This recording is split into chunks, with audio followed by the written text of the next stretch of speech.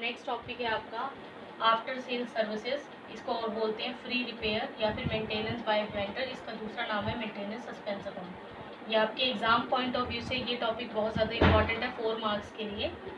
After sale services होता क्या है और इसे कब ओपन करते हैं? रिपेयर रिजर्व अकाउंट को। अगर हम रिपेयर रिजर्व नहीं लिखते तो हमें मेंटेनेंस सस्पेंस अकाउंट भी लिख सकते हैं, जैसे कि क्वेश्चन में मेंशन होगा।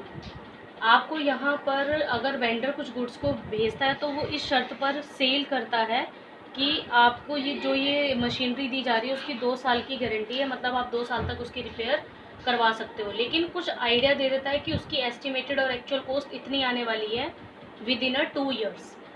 तो देखिए क्वेश्चन में जब वेंडर की तरफ से एक अकाउंट ओपन किया जाता है जिसे रिपेयर रिजर्व अकाउंट कहते हैं या फिर मेंटेनेंस सस्पेंस अकाउंट कहते हैं, इसका जितना भी खर्चा होता है एक तरह से एक्सपेंसेस होने के नाते इसको डेबिट किया जाता है रिपेयर रिजर्व अकाउंट को। आपको चेक करना है कि आपकी एस्टिमेटेड कॉस्ट एक्चुअल कॉस्ट से कम है या ज़्यादा है। जैसे कि मान लीजिए आपका कॉस्ट प्राइस है 20,000 रुपये उस मशीन का और 2 साल तक के आप उसकी रिपेयर करवा सकते हो। जहाँ पर फ्री रिपेयर लिखा होगा तो समझ जाना क्वेश्चन नंबर 9 आपके स्टार्ट हो गए हैं। एस्टिमेटेड कॉस्ट 2 साल की आने वाली है, पहले साल की 300 रुपये, दूसरे साल की 720 रुपये। एक्चुअल कॉस्ट पहले साल की 380 रुपये और दूसरे साल की 600 रुपये। देखिए अगर एस्टिमेटेड पास्ट ईयर की बात करें तो 300 रुपये है, लेकिन एक्चुअल में उस पर खर्चा आता है 380 रुपये, यानी कि 80 रुपीज़ का आपका एक्सेस पॉइंट है। सेकेंड ईयर में अगर आता है अंदाज़ा 720 रुपये है, लेकिन एक्चुअल आपका 600 रुपये यानी कि 120 रुपये से यहाँ पर आपका एक्चुअल कॉस्ट कम हो गया है। एंट्रीज आपको याद रखनी पड़ेगी। आपकी 2014 के लिए एंट्री बनेगी hire purchaser account debit to hire sale. यहाँ पर आप क्या लिख रहे हो? इसका कॉस्ट प्राइस लिख रहे हो मशीन का। फिर hire sales account debit to repair reserve, ये आपकी एंट्री बन जाएगी।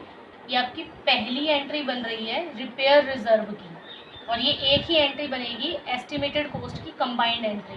देखिए दोनों साल का मैंने प्लस कर दिया, 300 और 720 रुपये, 1020 रुपये आ गया। फिर आपने ये जो एक्चुअल कॉस्ट है पहले और 2 साल की, इसके लिए दो एंट्रीज बनेगी। पहली entry repair reserve account debit to bank year for the first year, actual expense हुआ 380 रुपये। फिर profit and loss account debit to repair reserve account. यहाँ पर P&L अकाउंट को डेबिट क्यों किया है? 80 रुपये से, क्योंकि आपकी जो एस्टिमेटेड कॉस्ट थी वो 300 रुपये से 380 रुपये हो रही है, यानी कि 80 रुपये से यहाँ पर बढ़ रही है कॉस्ट आपकी, इसलिए आपने P&L अकाउंट को डेबिट कर दिया। अगर कम हो रही होती तो प्रॉफिट एंड लॉस अकाउंट आपका क्रेडिट हो जाता और रिपेयर रिजर्व अकाउंट आपका डेबिट हो जाता। इसी तरह से ये 2014 के लिए 2 एंट्री बन गई है, 2015 के लिए भी 2, क्योंकि जो रिपेयर करवानी है वो 2 साल तक के लिए हमने करवानी है।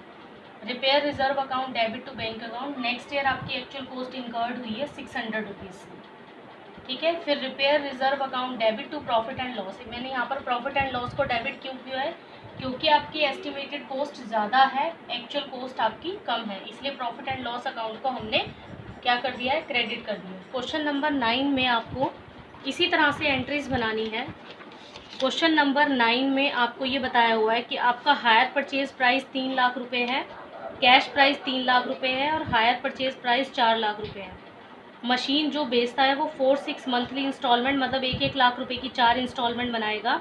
कहता है फ्री ऑफ चार्ज जो पीरियड है वो 2 ईयर के लिए। एक्चुअल कॉस्ट इंकर्ड हुई है 10,000 रुपये for the first year, 25,000 for the second year. Past year देख के पता लगा कि 50,000 of which 7,000 are of the first year. इस बात का क्या मतलब है मैं यहाँ समझा देती हूँ।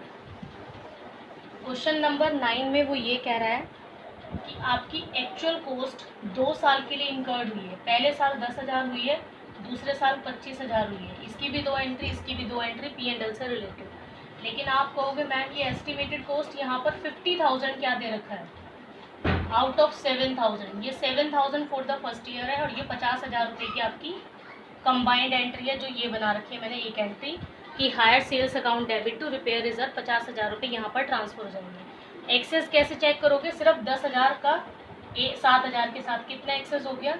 3,000 रुपये P&L अकाउंट में। लेकिन नेक्स्ट वाले के लिए 25,000 के लिए तो दे ही नहीं रखा, इसलिए आपको क्वेश्चन में क्या करना पड़ेगा? रिपेयर रिजर्व अकाउंट बनाना पड़ेगा। जब आप रिपेयर रिजर्व अकाउंट क्रिएट कर लोगे तो लास्ट में जो बैलेंस बचेगा वही सेकेंड ईयर का एक्सेस पॉइंट आपका निकल आएगा। उसके बाद open the repair reserve account हमें दे रखा है। अब क्वेश्चन में देखिए आपके पास क्वेश्चन नंबर 9 में कैश प्राइस है 3 लाख रुपए और हायर प्राइस है 4 लाख रुपए। तो हमारा टोटल इंटरेस्ट हुआ 1 लाख रुपए। टोटल इंटरेस्ट से आपने क्या करना है, वहीं से फिर से आउटस्टैंडिंग बैलेंस इनटू पीरियड और इज इक्वल टू प्रोडक्ट, ताकि आप टोटल इंटरेस्ट निकाल पाए।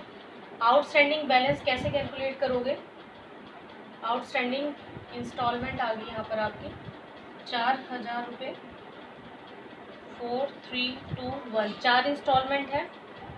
रेशो बन गई आपकी 4/10, 3/10, 2/10, 1/10।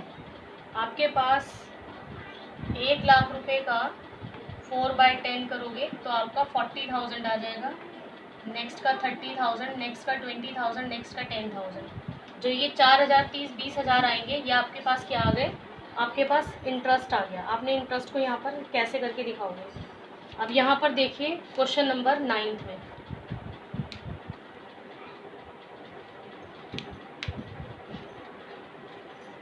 क्वेश्चन नंबर 9 में देखिए आपके पास hire purchaser account debit to hire sale 3 lakh रुपए लिखा हुआ है, ये आपका कैश प्राइस है।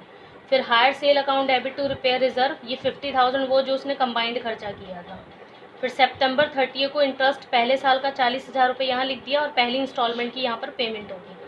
अब उसने 2 साल की पेमेंट थी 2011 में, यानी कि 12 और 13 में ख़त्म हो जाएगा। 12 में जब हमने स्टार्ट किया तो दूसरे साल का इंटरेस्ट आया 30,000 और दूसरी इंस्टॉलमेंट आ गई आपकी 1 लाख रुपये। अब आपको 2 एंट्री बनानी है क्योंकि रिपेयर रिजर्व एक्चुअल में इनकर्ड हुआ है 10,000 रुपये का।